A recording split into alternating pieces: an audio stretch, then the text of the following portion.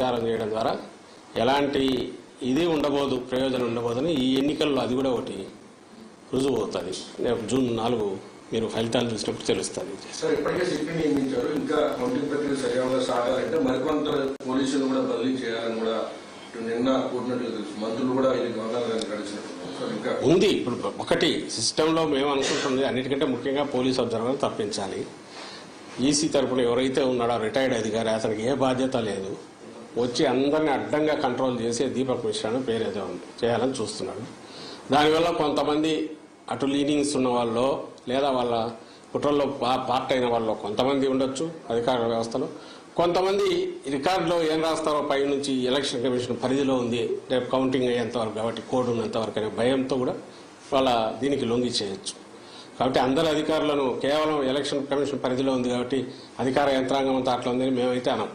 అదేదో కొంచెం ఎందుకంటే చూసాం 5 ఏళ్ళు ఇది ఇటాల్ రౌతు కొద్ది గుర్రం అన్నట్టు ఎవరు కంట్రోల్ చేస్తున్నారో, ఎవరైతే పైన ఉంటారో వాళ్ళ మీద కంట్రోల్ చేసేవాళ్ళు, దానికి ఏంటంటే బ్యూరోక్రసీ పనిచేస్తుంది. చిన్న చిన్నవి పొలిటికల్ ఉండేవాళ్ళు కొంతమంది ఉండొచ్చు. అయితే దాన్ని ఆసరా చేసుకుని ఎలక్షన్ కమిషన్ పరిధిలో ఉంది కాబట్టి తెలుగుదేశం పార్టీ కొంతమంది వాళ్ళ ఏజెంట్లు లాంటి వాళ్ళను వాళ్ళకు లొంగినంలో పెట్టుకుని, కొంతమంది ఈ ప్రాసెస్లో వీళ్ళతో గొడవ ఎందుకో ఎలక్షన్ కమిషన్ ఏం రిమార్క్స్ రాస్తుందని భయపడి కొంతమంది అధికారులు కూడా దానికి ఇచ్చేసింది. మాకు కావాల్సిందల్లా ఏంటంటే ఒక ఫేజ్ అయిపోయింది.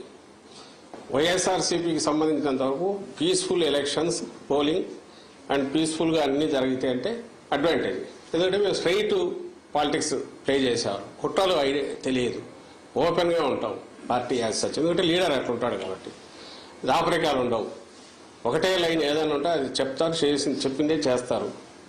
ఇన్ని ఉన్న వాళ్ళము మేము ఒకరిద్దరు అధికారుల మీద డిపెండ్ అయ్యో లేక అధికారుల వ్యవస్థను లోపరుచుకోనో వ్యవస్థను మేనేజ్ చేయడం ద్వారానో ఏదో చేయాలని అయితే మా పార్టీ ఎప్పుడు అనుకోదు, మా నాయకుడు ఎప్పుడు అనుకోడు. అది అందరికీ ఈ 10-12 ఏళ్లలోనే ప్రజలకు కూడా అందరికీ అవగతమైంది. ఆ దుర్లక్షణం ఉండేది వ్యవస్థలను పాడు చేయడము, మేనేజ్ చేసుకోవడము, మ్యానిపులేట్ చేయడము, తద్వారా పవర్లోకి రావాలనుకోవడం, దాంట్లో బొక్క బోర్ల పడడం, మళ్ళీ అయినా సరే బుద్ధి రాకపోవడం, అది తెలుగుదేశం పార్టీకి చంద్రబాబు నాయుడు లక్షణం. కాబట్టి మేము అధికారులందరినీ మార్చమనడము ఓటు కూడా అనం.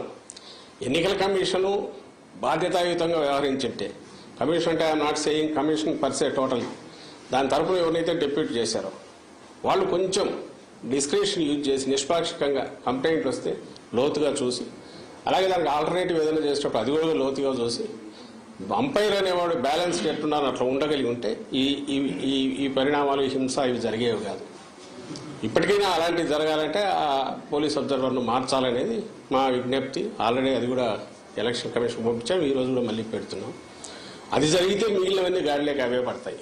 అండ్ కౌంటింగ్లో అట్లా మాది శక్తివంతమైన పార్టీ, గట్టిగా ఉంటారు, అందరూ ఏజెంట్లు ఎక్కడికెక్కడ కూర్చుంటారు.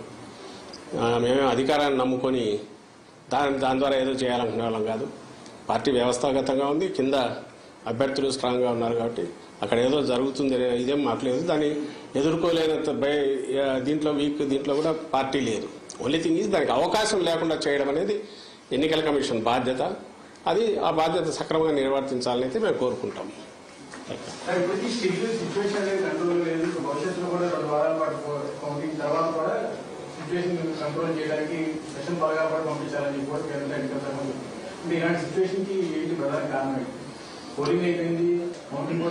ఎప్పుడైతే ప్లేయర్స్ పక్కన అంపైర్ అనేవాడు కొంత ఒక వర్గం వైపు పోతాడో అప్పుడు ఏదైనా జరిగే అవకాశాలు లేవు. మధ్యలో ప్రజలు సఫర్ అవుతారు.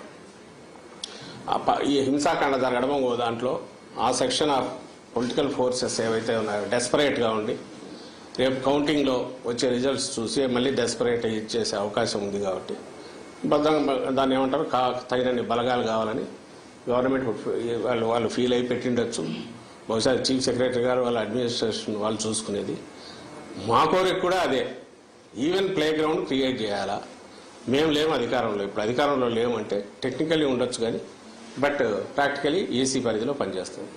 కాబట్టి మేము ఫర్వెంట్ రిక్వెస్ట్ అండ్ ఖచ్చితమైన డిమాండ్ ఏంటంటే ఎలక్షన్ కమిషన్ ఆబ్జెక్టివ్గా పనిచేసి ఒక సెక్షన్కు మాత్రమే కొమ్ము వస్తున్న ఒక రాజకీయ శక్తి కంటే టీడీపీ ఆ కూటమి కొమ్ము కాస్తున్న ఎన్నికల కమిషన్ వర్గాలు కానీ అధికారులు కానీ ఎవరు అంటే వాళ్ళను పక్కన పెడితే everything will fall in line, set right అవుతుంది. మా వరకు మేమైతే ఎన్నికల కమిషన్ చేతిలోకి అధికారం పోయిన తర్వాత దాంట్లో వేలు పెట్టాలని కానీ దాని ఏదో అడ్డదారుల్లో వాడుకోవాలని కానీ ఎప్పుడు అనుకోవట్లేదు. గతంలో అనుకోలే, ఇప్పుడు అనుకోవట్లా. కాబట్టి మాకు నిష్పాక్షికంగా ఉండే ఎన్నికల కమిషన్ ప్రతినిధులు ఇక్కడ ఉంటే everything will fall in line, అంతా బాగానే జరుగుతుంది. అప్పుడు అవసరం ఉండకపోవచ్చు. ప్రికాషనరీ దీని కింద ఫోర్సెస్ ఉండాలని వాళ్ళు అనుకోవచ్చు మన జరిగిన దాన్ని బట్టి. వాళ్ళు నేనైతే అవసరం ఉంటుందని అనుకోవట్లా. ఏది నిష్పాక్షికంగా ఎన్నికల సంఘం వ్యవహరిస్తే అవసరం వస్తుంది అయితే అనుకోవట్లేదు.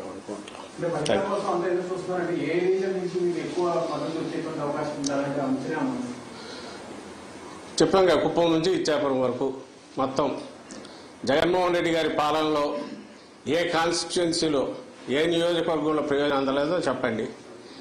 ఒకవేళ క్యాస్ట్ పరంగా పలానా క్యాస్ట్కి అందలేదని చెప్పండి, లేదా ప్రాంతం వైజ్ పలానా ప్రాంతంలో అందలేదని చెప్పండి.